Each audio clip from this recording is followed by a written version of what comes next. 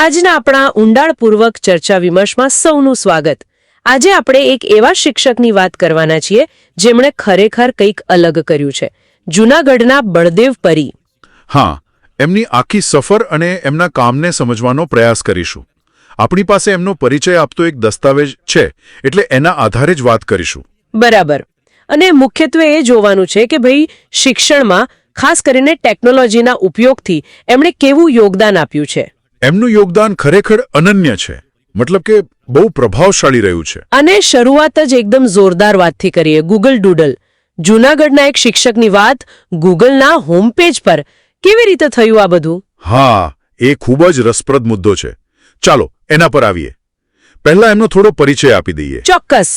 એમનું પૂરું નામ છે પરી બલદેવ પરી જેવર પરી અને શાળા છે શ્રી માધ્યમિક શાળા કાથરોટા, જે જૂનાગઢ તાલુકા અને જિલ્લામાં આવેલી છે. અને ભણતરની વાત કરીએ તો એમએસસી ગણિતમાં, બીએડ અને એમએ ઇન એજ્યુકેશન પણ.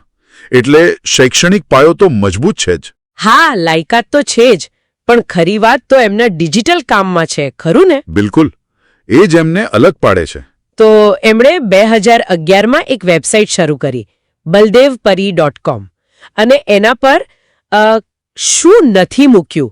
1100થી વધુ ક્વિઝ, વિડિયો, પેપર્સ, પેલું મૂલ્ય શિક્ષણના વિડિયો, બધું જ. અને એ પણ નિઃશુલ્ક, કોઈ પણ ચાર્જ વગર. હા, બિલકુલ ફ્રી. અને મુલાકાતીઓનો આંકડો જુઓ, 2 કરોડથી વધુ લોકો અત્યાર સુધીમાં. 2 કરોડ.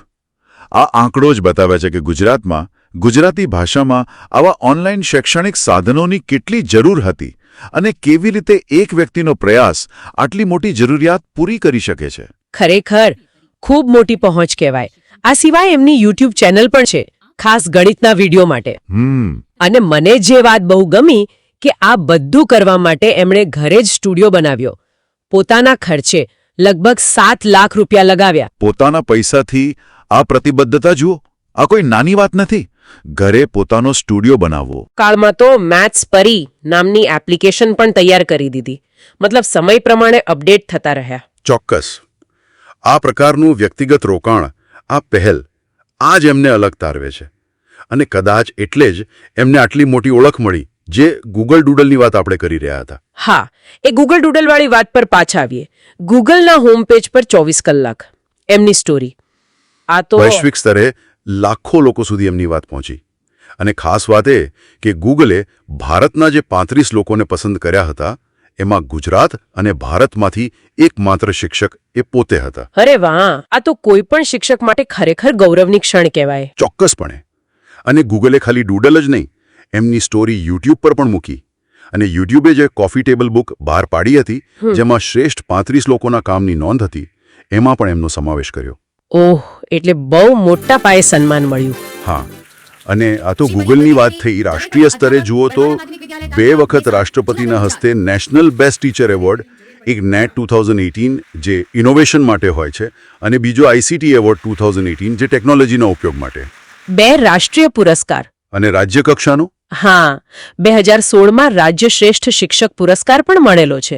એટલે રાજ્ય અને રાષ્ટ્ર બંને સ્તરે એમનું કામ બિરદાવવામાં આવ્યું છે. અને આંતરરાષ્ટ્રીય સ્તરે પણ કંઈક હતું ને, યુનિસેફ વાળું? હા, યુનિસેફે 2014માં એમના બ્લોગની પસંદગી કરી હતી. અને એનસીટીઈ દ્વારા દિલ્હીમાં જે આંતરરાષ્ટ્રીય કોન્ફરન્સ થયેલી, એમાં પણ એમણે ભાગ લીધો હતો. એટલે એમની પહોંચ ખાસી વ્યાપક રહી છે. બિલકુલ. આ સિવાય પણ ઘણા સન્માન છે, જેમ કે પૂજ્ય રમેશભાઈ ઓઝા દ્વારા સાંદીપની એવોર્ડ, પછી Ramanuj maths appreciate national award, Gujarat શ્રેષ્ઠ વિજ્ઞાન શિક્ષક એવોર્ડ, ગોસ્વામી જ્ઞાતિ રત્ન, વૃક્ષ મિત્ર એવોર્ડ. યાદી લાંબી છે. ટૂંકમાં 200થી વધુ સંસ્થાઓએ સન્માનિત કર્યા છે. બાપરે, 200થી વધુ સંસ્થાઓ! આ પુરસ્કારોની યાદી જ એમના કામના વ્યાપ અને ગુણવત્તાની સાબિતી આપે છે. પણ એમણે ખાલી મટીરિયલ નથી બનાવ્યું, એમણે બીજા શિક્ષકોને પણ તૈયાર કર્યા છે, ખરું ને? હા, એ બહુ મહત્વનો મુદ્દો છે. અને એ પણ મોટા ભાગે પોતાના ખર્ચે. ડિજિટલ શિક્ષક થકી ડિજિટલ ઇન્ડિયા એવા વર્કશોપ કર્યા, 30થી વધુ. અને એમાં 3500થી વધુ શિક્ષકોને ડિજિટલ ટૂલ્સ વાપરતા શીખવ્યું.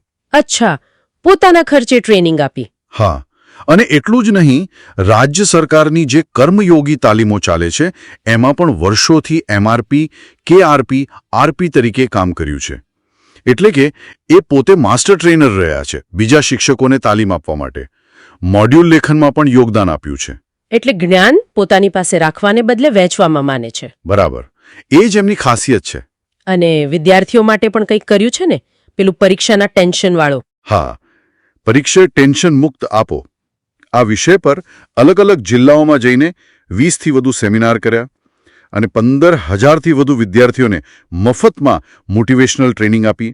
પરીક્ષાનો ડર કેમ દૂર કરવો એના પર. 15,000 વિદ્યાર્થીઓ, આ તો બહુ મોટો આંકડો છે.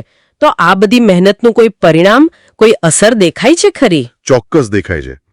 એક નક્કર ઉદાહરણ આપું તો એમની શાળાના બાળકો છે ને એ સતત 6 વર્ષથી રાજ્ય કક્ષાની રૂરલ આઈટી ક્વિઝમાં સિલેક્ટ થાય છે. ઓ, રૂરલ આઈટી ક્વિઝ એટલે ગ્રામીણ વિસ્તારના બાળકો માટેની ટેકનોલોજી ક્વિઝ, બરાબર? હા, અને એમાં સતત 6 વર્ષ સુધી એમની શાળાના બાળકોનું રાજ્ય કક્ષાએ જવું એ બતાવે છે કે એમના માર્ગદર્શન અને એમના બનાવેલા ડિજિટલ સાધનો ખરેખર બાળકો સુધી પહોંચે છે અને અસરકારક છે.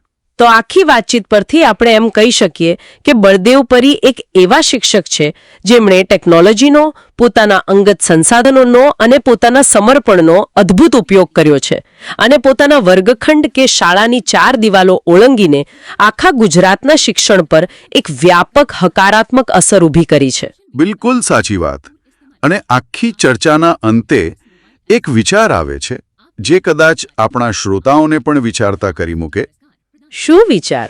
એ જ કે જો બળદેવ પરી જેવા વધુ શિક્ષકો આગળ આવે, જેઓ જ્ઞાનને આ રીતે મુક્તપણે વહેંચે, ટેકનોલોજીનો આવો સદુપયોગ કરે, નવા પ્રયોગો કરે, તો આપણા શિક્ષણનું ભવિષ્ય કેવું ઉજ્જવળ બની શકે. એ દિશામાં વિચારવા જેવું ખરું.